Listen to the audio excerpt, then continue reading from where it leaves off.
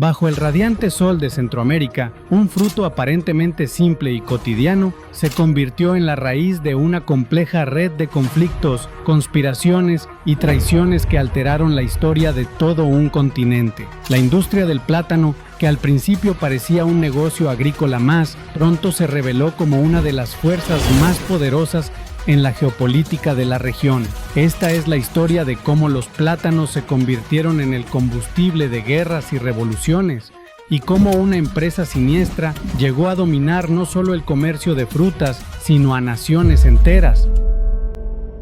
Todo comenzó a fines del siglo XIX, cuando las vastas tierras fértiles de Centroamérica se consideraban ideales para el cultivo de un producto tropical en auge, el plátano. En ese entonces, nadie podía haber previsto que esta fruta sencilla y dulce sería el eje de una intriga internacional. Pero no todos veían las mismas oportunidades. Samuel Semurray, un inmigrante ruso que llegó a Estados Unidos siendo un adolescente, llegó sin dinero ni conexiones, y como muchos inmigrantes de la época, se instaló en el bullicioso y diverso puerto de Nueva Orleans. Fue allí donde comenzó su trayectoria en el negocio del plátano.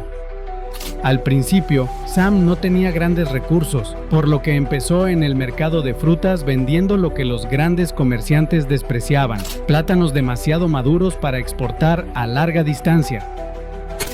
A diferencia de otros, Sam vio el potencial en lo que se consideraba un producto desechable. Compraba estos plátanos a precios irrisorios, ya que se acercaban al punto de descomposición, y los vendía rápidamente en los mercados locales antes de que se echaran a perder. Este negocio, conocido como la venta de plátanos maduros, fue el inicio de su éxito. La clave fue la logística y la velocidad. Sam desarrolló un sistema de distribución muy eficiente, comprando plátanos en Nueva Orleans y llevándolos rápidamente por trenes a otras ciudades del sur de Estados Unidos, donde los vendía a precios competitivos. Mientras otros importadores de plátanos solo vendían frutas perfectas y desechaban lo demás, Sam estaba ganando dinero con lo que parecía ser basura para sus competidores. Esto le permitió crecer rápidamente. Sam fue ahorrando y reinvirtiendo sus ganancias. Con el tiempo, logró acumular suficiente capital para empezar su propia compañía de plátanos, que llamó Cuyamel Fruit Company. Al tener éxito con la venta de plátanos maduros, decidió expandirse al cultivo directo de los plátanos en las fértiles tierras de Centroamérica, donde compró plantaciones en Honduras. Gracias a su capacidad y su visión para los negocios, Sam rápidamente hizo crecer su empresa. Pero en ese mundo, el éxito traía consigo nuevos desafíos. La competencia no era pequeña, y al otro lado del tablero estaba un jugador mucho más poderoso: United Fruit Company. United Fruit, siendo la empresa dominante en la industria del plátano en ese momento, tenía una política de comprar participaciones en empresas competidoras para controlar el mercado y evitar que crecieran demasiado. Sam estaba convirtiéndose en un rival peligroso para United Fruit. Para evitar que la competencia se saliera de control, United Fruit compró una participación del 10% en Cuyamel Fruit, la empresa de Sam. Al hacer esto, no solo aseguraban cierta influencia en las decisiones de la compañía, sino que también mantenían a Sam bajo cierto nivel de control. United Fruit ya tenía un dominio casi absoluto en el mercado bananero y poseía grandes extensiones de tierras en países como Guatemala, Honduras y Costa Rica. Pero no solo controlaba tierras, United Fruit controlaba vidas. Los trabajadores de sus plantaciones vivían en condiciones miserables, a menudo pagados no en dinero, sino en vales que solo podían canjear en tiendas propiedad de la empresa. Era una forma de esclavitud moderna, en la que la compañía no únicamente controlaba los medios de producción, sino también el sustento de las personas. La historia tomó un giro mucho más oscuro cuando Sam decidió que si quería competir verdaderamente con United Fruit, tendría que jugar a su nivel. Y así comenzó la era de las alianzas políticas turbias, y las revoluciones financiadas desde las sombras. Para el año 1910, Sam había logrado establecer una serie de acuerdos con el gobierno de Honduras que le otorgaban exenciones fiscales y otros beneficios que hacían su negocio rentable, pero estos acuerdos comenzaron a tambalearse cuando la situación económica en Honduras empeoró. Honduras, como muchos otros países de la región, había acumulado enormes deudas con bancos extranjeros debido a un proyecto ferroviario fallido. Este ambicioso plan de construir una red ferroviaria para modernizar el país se había estancado, dejando a Honduras con enormes deudas y sin el dinero necesario para pagarlas.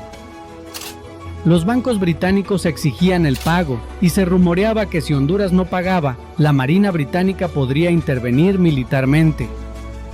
Estados Unidos, siempre vigilante ante cualquier intervención europea en América Latina, ofreció una solución. JP Morgan, el banquero más influyente de Estados Unidos, intervendría para refinanciar la deuda hondureña, a cambio de controlar las aduanas y el sistema ferroviario del país. Este plan beneficiaba a todos, excepto a Sam. Si Honduras aceptaba el acuerdo con JP Morgan, sus lucrativos acuerdos fiscales con el gobierno desaparecerían y su negocio, que dependía de esos beneficios, colapsaría. Sam, conocido por su astucia, no se quedó de brazos cruzados. En lugar de aceptar el destino que otros querían imponerle, decidió que si el presidente hondureño no iba a jugar según sus reglas, entonces lo cambiaría. Lo que Sam estaba a punto de hacer era impensable para cualquier otro empresario: financiar una revolución. Contactó a Manuel Bonilla, un expresidente hondureño exiliado que todavía tenía simpatizantes en el país, y le propuso una oferta irresistible: ayudarlo a recuperar el poder a cambio de garantizar que los acuerdos fiscales de Sam permanecieran intactos. Bonilla aceptó, y así comenzó la planificación de lo que se convertiría en una de las operaciones más clandestinas y audaces de la historia empresarial. Sam no escatimó en gastos, compró armas, municiones y hasta un barco de guerra de segunda mano. También contrató a mercenarios, liderados por Lee Christmas, un exsoldado estadounidense que ya tenía experiencia en este tipo de conflictos. La rebelión comenzó en septiembre de 1910 y ciudad tras ciudad cayó ante las fuerzas rebeldes financiadas por Sam. Pero la verdadera genialidad de Sam no estaba solo en la logística militar, estaba en cómo preparó el terreno antes de que se disparara un solo tiro. Había pasado meses financiando periódicos en Honduras que criticaban ferozmente al gobierno, acusando al presidente de vender el país a los extranjeros y de no defender los intereses del pueblo. La población, ya descontenta, se levantó en masa para apoyar el golpe. En cuestión de meses, el presidente hondureño fue derrocado y Manuel Bonilla fue reinstalado en el poder.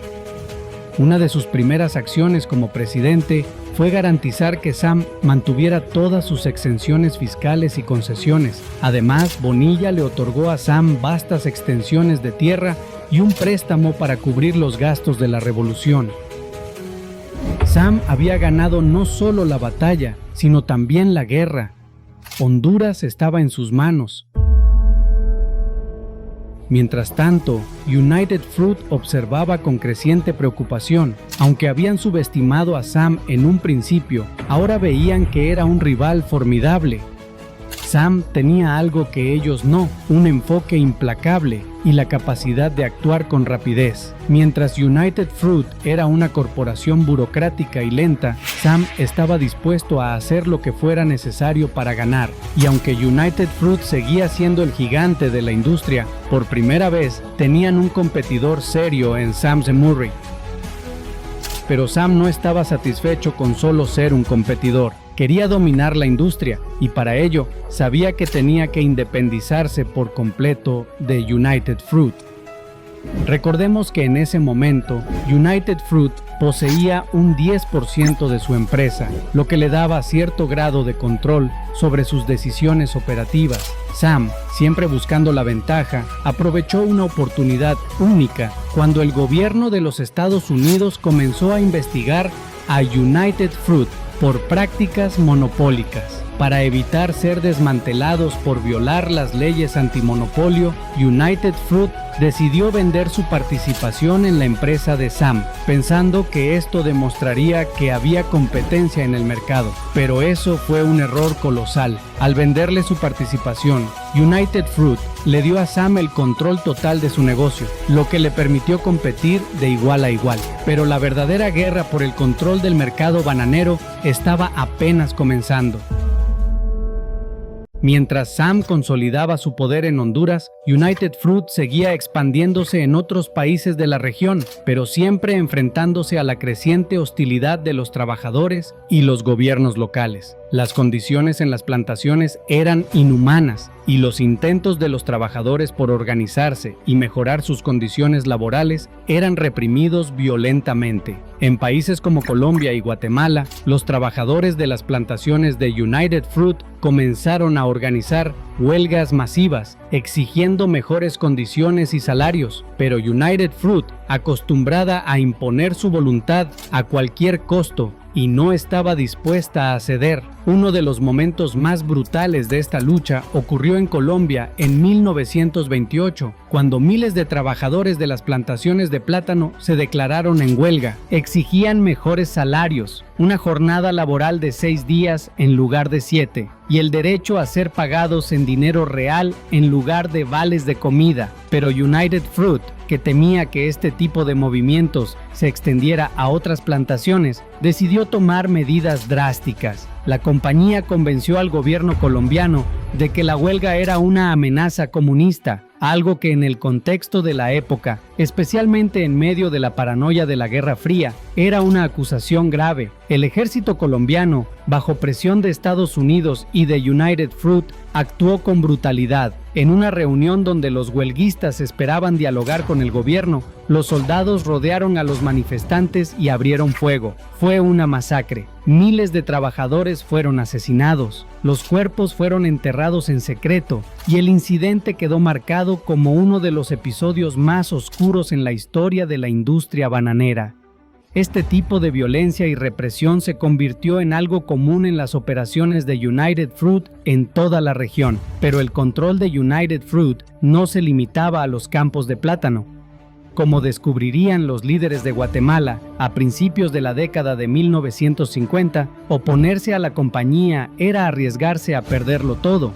En 1954, después de que el gobierno del presidente Jacobo Arbenz intentara implementar reformas agrarias que afectarían las tierras no cultivadas de United Fruit, la compañía lanzó una campaña masiva para derrocarlo, utilizando su influencia en Washington para convencer al gobierno de los Estados Unidos de que Arbenz era un peligroso comunista. Con la ayuda de la CIA, United Fruit orquestó un golpe de Estado que destituyó a Arbenz y reinstaló un gobierno favorable a sus intereses. Pero aunque United Fruit ganó esta batalla, también atrajo una atención no deseada hacia sus métodos despiadados. A medida que más detalles salieron a la luz, la empresa se vio envuelta en investigaciones y demandas, y su reputación sufrió un golpe del que nunca se recuperaría del todo. El ocaso de United Fruit fue lento pero inevitable. La compañía, que una vez había controlado gran cantidad de tierras y gobiernos enteros,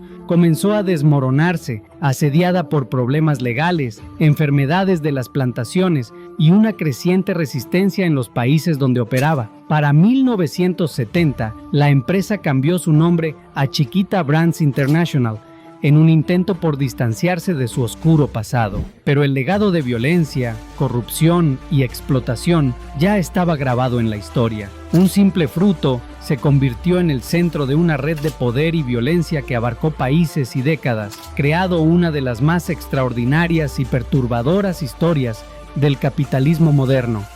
Pero no es la única.